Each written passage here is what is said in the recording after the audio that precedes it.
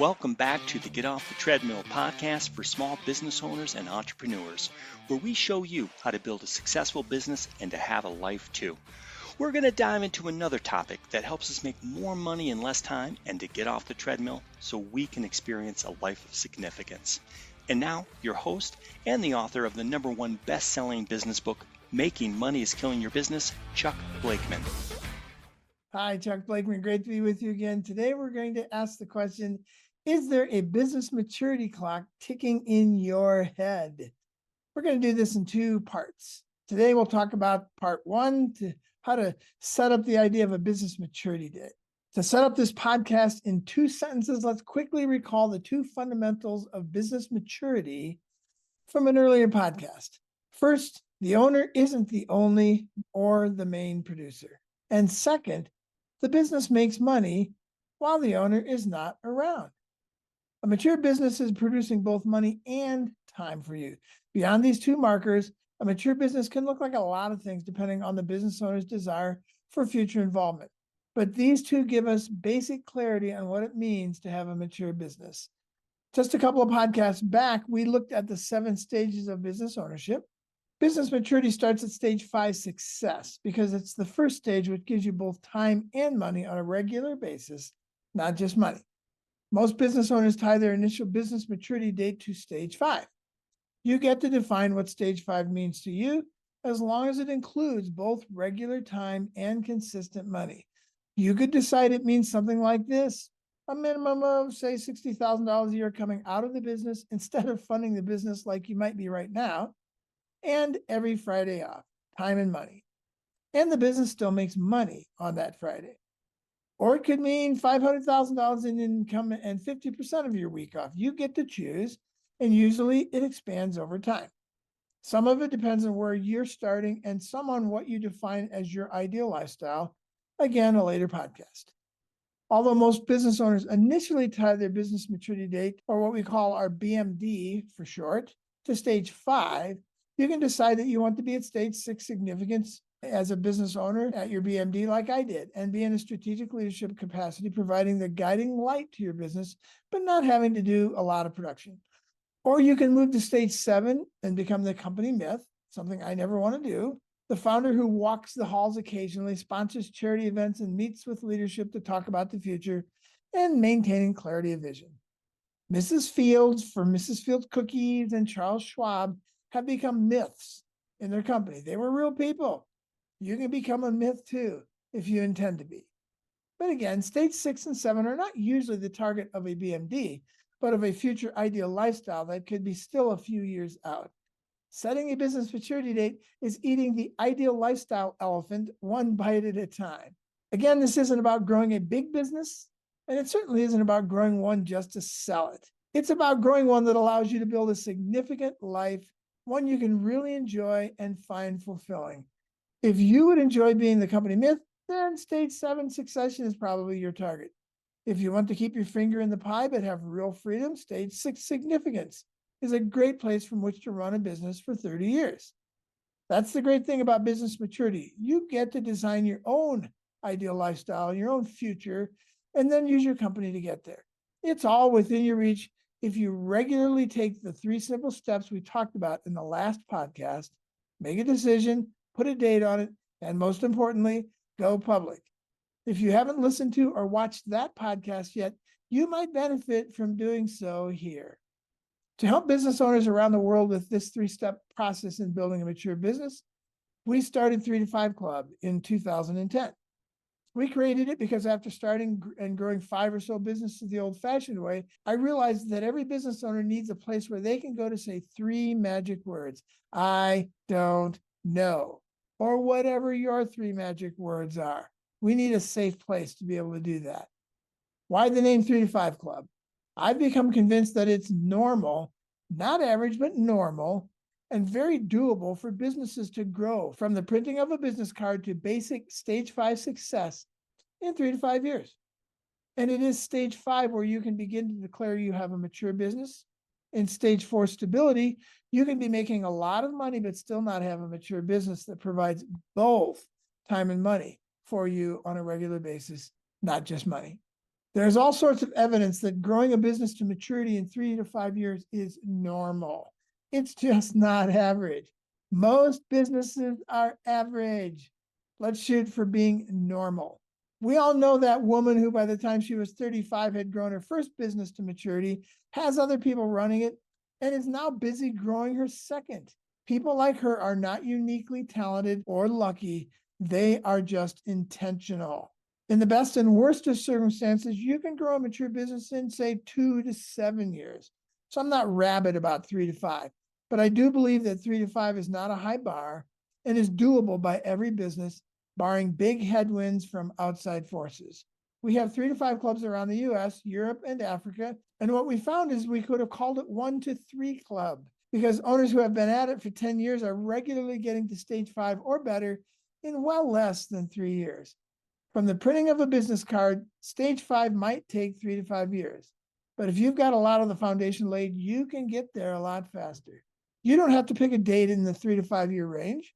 What you should do is pick something that is at least slightly scary. If you go out 10, 12 years, there's no urgency, and you're probably just playing office.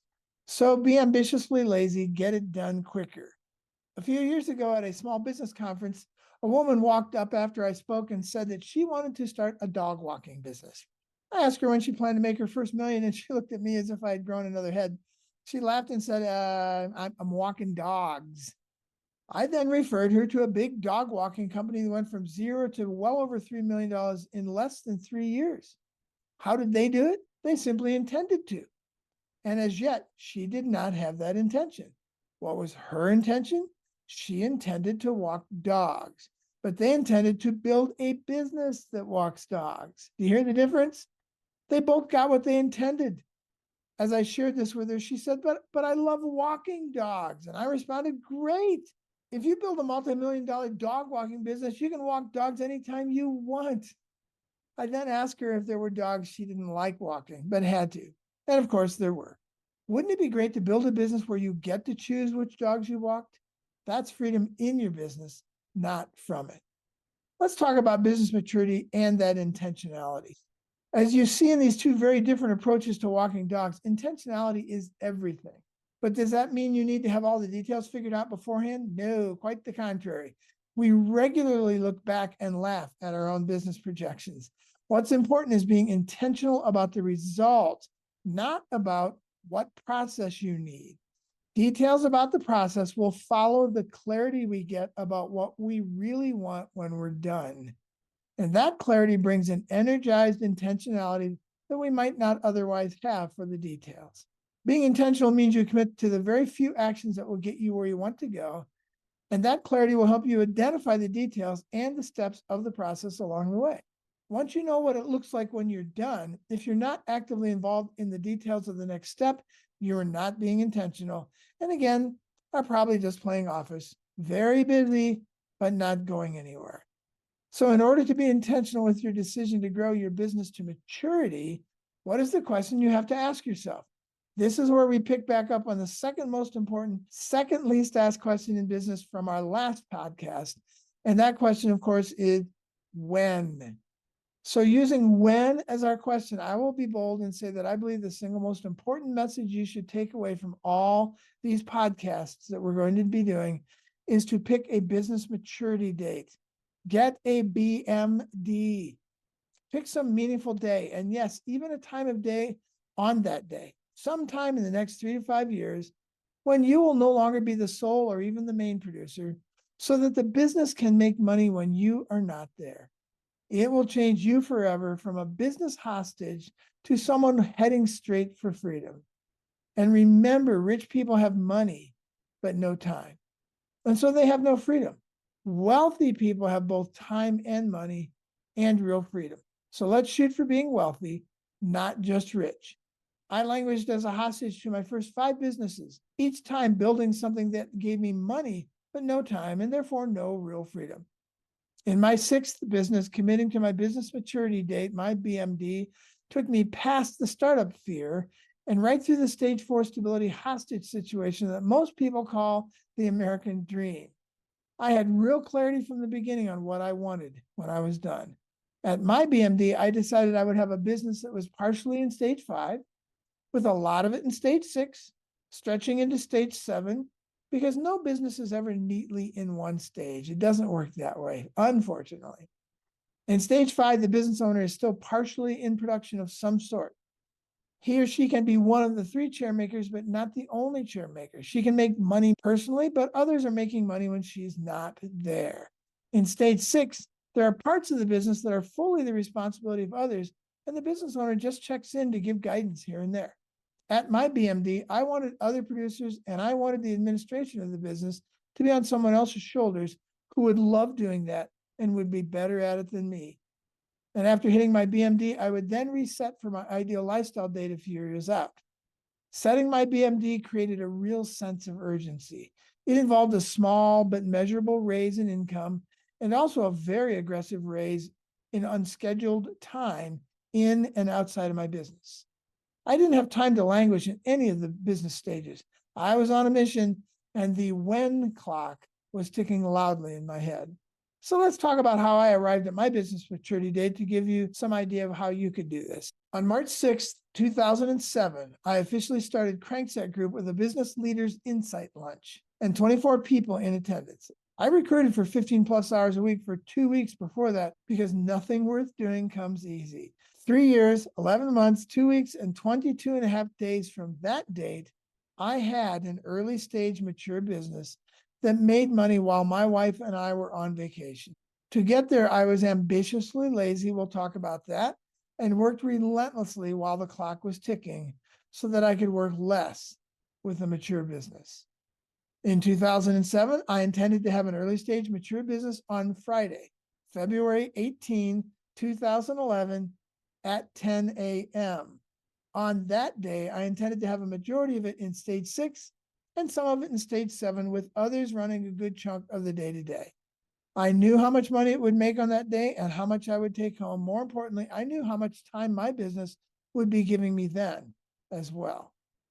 Why 10 a.m. on that Friday?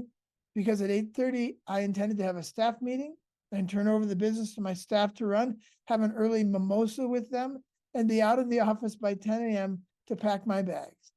At 6:10 p.m. that Friday evening, I intended to be on a plane with my wife to Auckland, New Zealand, her dream vacation for 3 weeks of celebration.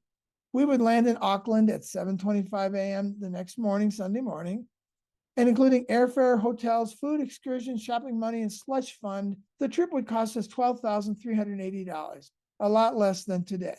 When I initially went public in 2009 in the first edition of my first book, Making Money is Killing Your Business, we didn't have any staff.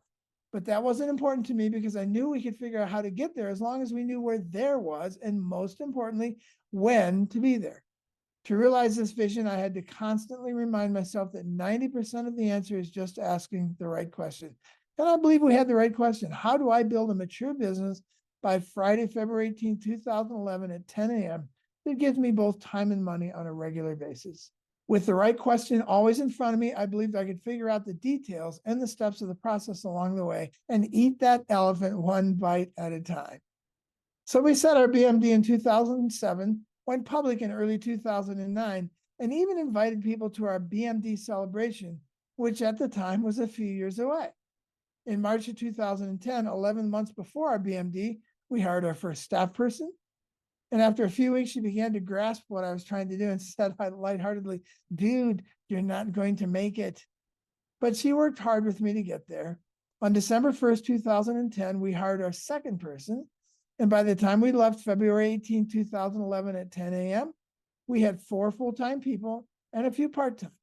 We had our 8:30 a.m. mimosas with the staff and stepped across the threshold of the business at 10 a.m. and headed for New Zealand for almost 3 weeks. We only checked in twice, once to view the checking account to see what the business was doing and it was making more money without us, and a second time to send everyone a picture of us sipping mimosas. Does hearing this change you even a little bit?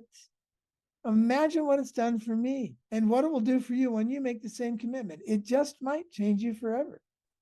So is there a business maturity clock ticking in your head? Do you know what changed me most? It was when I decided to pick an exact time of day, 10 a.m., and then went public. Picking the year 2011 wouldn't have changed me. Even picking February was only interesting. Picking that specific day, February 18th, had some real impact. But when I picked the time of day, something very interesting happened inside me. A business maturity clock started ticking in my head. I had just figured out how to make the priority of the important as urgent as all the tyrannical things in my business. Time was wasting because I picked a time of day. I had to work because I'm out of here at 10 a.m. I woke up many mornings after that thinking, oh no, I'm done at 10. I've only got until 10 in the morning. What do I need to do before 10? A great and healthy sense of urgency had been added to the priority of the important because I picked a time of day. I didn't just pick February 18 out of a hat either. I tested it first. After picking February 2011, I worked backwards using Stephen Covey's start with the end in mind principle. If I wanted X amount of money and X amount of time 4 years from now, then how much time and money do I need 3 years from now, 2 years from now, and 12 months from now? Once I had that 12-month figure for both time and money, I asked myself, what do I need to do in the next 3 months to get there in 12 months? And then I wanted to check and see if that was at all possible. I found it scary, but not terrifying or absurd. And if you do the same exercise and find out that in the next 3 to 12 months you have a Herculean task in front of you, you might want to back off on your BMD expectations and work backwards again until you arrive at something closer to scary. On the other side, if you pick a BMD 5 years from now and it gives you no sense of immediate urgency, then again, you're just playing office. We have to figure out how to make this very important thing urgent. All right, some other quick considerations in setting up a business maturity date. Don't shoot for nirvana on your BMD. If you're in stage 2, 3, or 4, the best goal for your BMD is to become an early stage mature business owner and reach for stage 5 success. Figure out the minimum salary and time you want from your business at stage 5, shoot for that, and then next year use the same mindset to begin to develop your ideal lifestyle. Again, a later podcast. For our BMD, we didn't expect to have a full-blown stage 6 or stage 7 business with someone else doing all the day-to-day decision-making. But we made sure that when we left for New Zealand, the business could make money while I began to take regular time off, both scheduled and unscheduled. We weren't making as much money as we wanted, nor were we getting all the time off we wanted, but we were regularly getting some of both from our business when we left for New Zealand. My time objective for our BMD was more aggressive than my income objective. On February 18, 2011 at 10 a.m., I wanted a day a week a month, and a month a year to get up in the morning and say, what should I do today? Every Friday, the last week of every month, and 1 month a year with nothing scheduled and no availability to the business. Your time and income objectives might be higher, they might be lower. Again, scary to you might be terrifying to me, and vice versa. Also be reminded to work hard up front and be ambitiously lazy. I can't tell you how frustrating it is to watch incredibly talented people employ the random hope strategy of business, work really hard, and just scrape along in the early years, just hoping something good will happen. Intentionality doesn't work that way. I was ambitiously lazy, working hard up front so that I wouldn't have to work as hard in the future. So the first year in 2007, I worked almost 7 days a week. The kids were out of the house, and Diane and I were up for the adventure. In 2008, it was a lot of 6-day weeks. In 2009, I got a few Fridays off. And in 2010, I got most Fridays and usually the last week of the month. Working hard up front ensured that we had done everything we could to be in a position by February 18, 2011 at 10 a.m. to start getting every Friday off the last week of the month and a month every year to decide what to do with that time. I was ambitiously lazy and worked hard up front so that I wouldn't have to work as hard later. This is about becoming freedom woman or freedom guy, but not vacation dude, unless, of course, that's what you want. Please note, I'm not saying I go on vacation all these days. A day a week a month, and a month a year adds up to 58.5% of the work year and 70% of all the days in a year that I'm not scheduled to be at work. So I don't need or want a lot of vacation, but I'm free to decide what to do on those days. And the ability to choose is very powerful wealth that few business owners get to experience. Yes, we take a lot more vacation than we used to, but I also started other businesses and some Africa initiatives to build businesses there and solve poverty, We also started another international advisory business, helping larger companies dump their industrial age management practices and get their culture and leadership right. So I did a lot of things besides vacation. That's me. You get to decide what to do with that time because you now have the freedom to choose. You're no longer treadmill guy. You are now freedom guy or freedom woman. In the next podcast, we'll talk more about how to measure freedom at your business maturity date. We'll talk about the 50% rule and other tips on bringing this date to reality. I'll see you there. Keep going. That wraps up another episode of the Get Off the Treadmill podcast. If you found this podcast helpful, please subscribe and hit the like button to ensure you are receiving the latest tools you need to grow your business and to get off the treadmill. If you want more information on the 3 to 5 Club, the Crankset Group, or to book Chuck as a business advisor, speaker, or workshop leader, you can contact us at grow@cranksetgroup.com. Until next time, have a great week.